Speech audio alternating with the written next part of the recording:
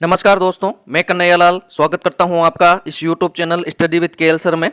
दोस्तों आज फिर आपके सामने हाजिर हूं रीट हिंदी का मॉडल पेपर 18 लेकर। दोस्तों ये 18वां हिंदी का मॉडल पेपर है। इससे पहले 17 हिंदी के मॉडल टेस्ट पेपर ले चुका हूं। अगर आपने उनको नहीं देखा है तो आप उनको जरूर देखिए। उसका लिंक आपको इस वीडियो के आई बटन पर और साथ ही इस जगह आपको उससे संबंधित प्लेलिस्ट मिल जाएगी। दोस्तों इस टेस्ट में कुल 30 प्रश्न हैं जो कि रीट लेवल 1 और 2, C TET, UP TET, MP TET आदि सभी परीक्षाओं में लेवल 1 और लेवल 2 दोनों ही की दृष्टि से बहुत महत्वपूर्ण है। तो वीडियो को अंत तक जरूर देखिए। दोस्तों अगर आप 30 में से 20 या 20 से ऊपर सही करते हो तो यकीन मानिए आपकी तैयारी बहुत बढ़िया है। तो वीडियो के आखिर में कमेंट में जरूर बताकर जाना कि आपके कितने सही हुए और आपको प्रश्न कैसे लगे। चलिए दोस्तों वीडियो को शुरू करते हैं। अगर आप चैनल पर नए हैं तो बिल्कुल चैनल को सब्सक्राइब करके बेल आइकन प्रेस कर लीजिए ताकि आने वाली वीडियो की नोटिफिकेशन आपको मिल सके।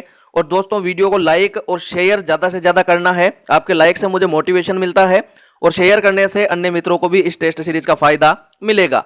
चलिए दोस्तों यहाँ पर वीडियो के शुरू में गद्यांश है। आप वीडियो रोककर गद्यांश पढ़ लेना और उसके बाद में ही प्रश्न अटेम्प्ट करना। चलिए अपन प्रश्न देखते हैं। दोस्तों पहला प्रश्न है, कृत्रिम का विपरीत शब्द चुनिए। नकली, असली, अप्राकृतिक, प्राकृतिक। तो बताइए इस प्रश्न का सही उत्तर क्या है।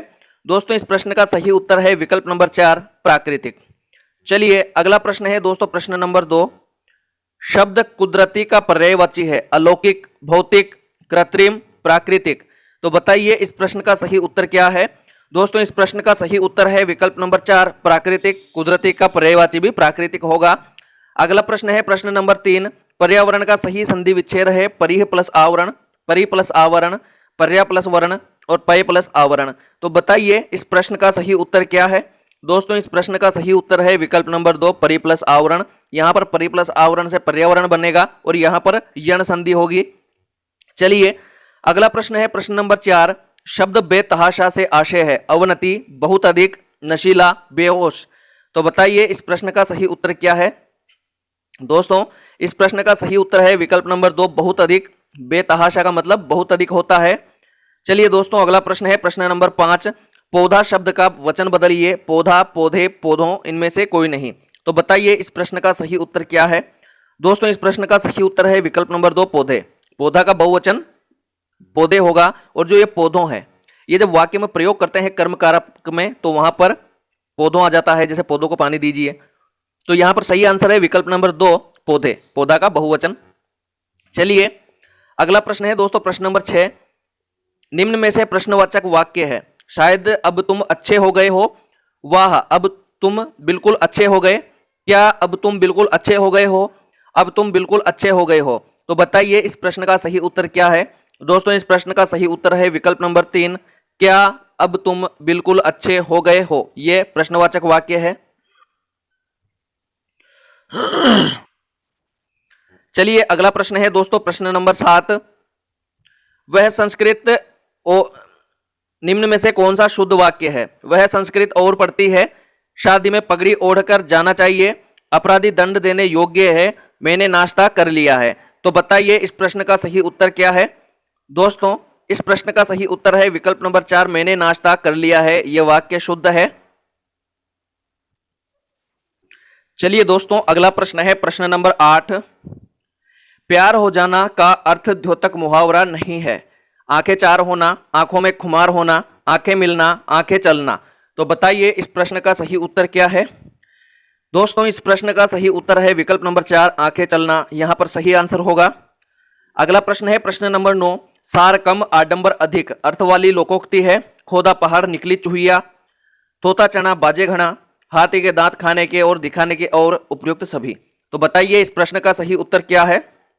दोस्तों इस प्रश्न का सही उत्तर है विकल्प नंबर 2, थोथा चना बाजे घना। सार कम और आडंबर अधिक वाली लोकोक्ति।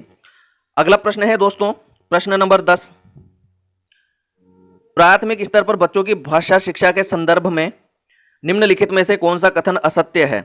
सुधार के नाम पर की जाने वाली टिप्पणियों व निरर्थक अभ्यास से बच्चों में अरुचि उत्पन्न होती है। बच्चे समृद्ध भाषा परिवेश में सहज और स्वतः रूप से भाषा में परिमार्जन कर लेंगे। बच्चे भाषा की जटिल और समृद्ध संरचनाओं के साथ विद्यालय आते हैं। बच्चों की भाषा संकल्पनाओं और विद्यालय में प्रचलित भाषा परिवेश में विरोधाभास ही भाषा सीखने में सहायक होता है। तो बताइए इस प्रश्न का सही उत्तर क्या है। दोस्तों इस प्रश्न का सही उत्तर है विकल्प नंबर 4, बच्चों की भाषा संकल्पनाओं और विद्यालय में प्रचलित भाषा परिवेश में विरोधाभास ही भाषा सीखने में सहायक होता है। यह सही नहीं है दोस्तों, तो विकल्प नंबर 4 यहां पर अपना सही आंसर है। अगला प्रश्न है प्रश्न नंबर 11, रात का भोज वाक्यांश के लिए एक शब्द होगा। निशा भोज, निशीत भोज, ब्यालू, कलेवा। तो बताइए इस प्रश्न का सही उत्तर क्या है। दोस्तों इस प्रश्न का सही उत्तर है विकल्प नंबर 3, ब्यालू। जो रात्रि का भोजन है ब्यालू कहलाता है। अगला प्रश्न है प्रश्न नंबर 12, निशीत शब्द के लिए उपयुक्त वाक्यांश है। संध्या का समय, प्रातः काल का समय, अर्धरात्रि का समय, प्रदोष का समय। तो बताइए इस प्रश्न का सही उत्तर क्या है। दोस्तों इस प्रश्न का सही उत्तर है विकल्प नंबर 3, अर्धरात्रि का समय। चलिए अगला प्रश्न है दोस्तों प्रश्न नंबर 13, पतन पत्तन शब्द युग्म का अर्थ है गिरावट नगर, नगर गिरावट, नीचा महानगर, महानगर नीचा। तो बताइए इस प्रश्न का सही उत्तर क्या है। दोस्तों इस प्रश्न का सही उत्तर है विकल्प नंबर 1, गिरावट नगर। पतन का मतलब होता है गिरावट और पत्तन का मतलब होता है नगर। चलिए दोस्तों अगला प्रश्न है प्रश्न नंबर 14, बालक भाषा में अपना विकास करने के लिए निम्न में से किसे एक उपक्रम के रूप में प्रयोग करते हैं। बोलने को, सुनने को, लिखने को, भाषा को। तो बताइए इस प्रश्न का सही उत्तर क्या है। दोस्तों इस प्रश्न का सही उत्तर है विकल्प नंबर 4, भाषा को। अगला प्रश्न है प्रश्न नंबर 15, निम्न में से क्या एक बोलने तथा सुनने दोनों की विशेषता है। शुद्ध उच्चारण, ध्वनियों का विभेदीकरण, रेडियो सुनना, उपरोक्त सभी। तो बताइए इस प्रश्न का सही उत्तर क्या है। दोस्तों इस प्रश्न का सही उत्तर है विकल्प नंबर 1, शुद्ध उच्चारण करना।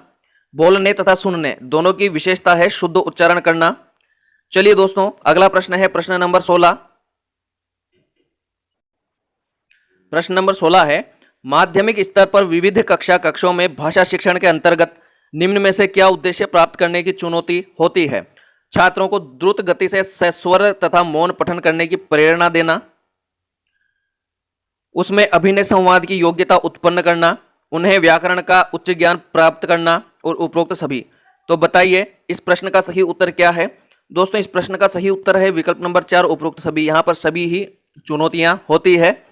अगला प्रश्न है प्रश्न नंबर 17, विविध कक्ष के बच्चों में भाषा संबंधी कठिनाइयों, त्रुटियों तथा विकारों को दूर करने हेतु उपाय है। बालकों को अक्षर बोध कराना, बालकों को बलाघात का ज्ञान कराना, अनुनासिक अक्षरों तथा चंद्र बिंदुओं से अवगत कराना, उपरोक्त सभी। तो बताइए इस प्रश्न का सही उत्तर क्या है। दोस्तों इस प्रश्न का सही उत्तर है विकल्प नंबर 4, उपरोक्त सभी। यहां पर सभी सही होगा। उनको अक्षर बोध भी कराना होता है, बलाघात का ज्ञान भी कराना होता है और अनुनासिक अक्षरों तथा चंद्र बिंदुओं से भी अवगत कराना होता है। तो विकल्प नंबर 4 सही आंसर होगा। अगला प्रश्न है दोस्तों प्रश्न नंबर 18, छात्रों में लेखन कौशल के विकास हेतु भाषा शिक्षण में उपयुक्त उपाय है। छात्रों के अपने स्थान पर बैठने का उपयुक्त ढंग, छात्रों के द्वारा कलम पकड़ने का तरीका, छात्रों द्वारा अक्षरों को सुडौल बनाने की तकनीक, उपरोक्त सभी। तो बताइए इस प्रश्न का सही उत्तर क्या है। दोस्तों इस प्रश्न का सही उत्तर है विकल्प नंबर 4, उपरोक्त सभी। लेखन कौशल के विकास हेतु बैठने का उपयुक्त ढंग भी होना चाहिए, कलम पकड़ने का सही तरीका होना चाहिए और अक्षरों को सही तरीके से सुडौल बनाने की तकनीक भी याद होना चाहिए। तो विकल्प नंबर 4 सही है। अगला प्रश्न है प्रश्न नंबर 19, भाषा कौशल का स्वरूप है बोलना, सुनना, लिखना, पढ़ना, एक एवं दो दोनों, इनमें से कोई नहीं। तो बताइए इस प्रश्न का सही उत्तर क्या है। दोस्तों इस प्रश्न का सही उत्तर है विकल्प नंबर 3, दोनों, एक एवं दो। अगला प्रश्न है दोस्तों प्रश्न नंबर 20, बौद्धिक स्तर पर बच्चों में भाषा कौशल की प्रवीणता एवं व्यापकता का मूल्यांकन करने के लिए आवश्यक है। सामान्य शब्दों का अर्थ पूछना, कठिन शब्दों का अर्थ पूछना, सरल शब्दों का अर्थ पूछना, उपरोक्त में से कोई नहीं। तो बताइए इस प्रश्न का सही उत्तर क्या है। दोस्तों इस प्रश्न का सही उत्तर है विकल्प नंबर 2, कठिन शब्दों का अर्थ पूछना। दोस्तों भाषा कौशल की प्रवीणता और व्यापकता का मूल्यांकन करने के लिए आवश्यक है, मूल्यांकन के लिए, कि कठिन शब्दों का अर्थ पूछा जाए। अगला प्रश्न है प्रश्न नंबर 21, भाषा शिक्षण में मूल्यांकन हेतु निम्नलिखित में से किस प्रकार के प्रश्न होना सर्वोत्तम उपयुक्त है। केवल निबंधात्मक, केवल लघु स्तरीय, केवल वस्तुनिष्ठ, तीनों का समन्वित रूप। तो बताइए इस प्रश्न का सही उत्तर क्या है।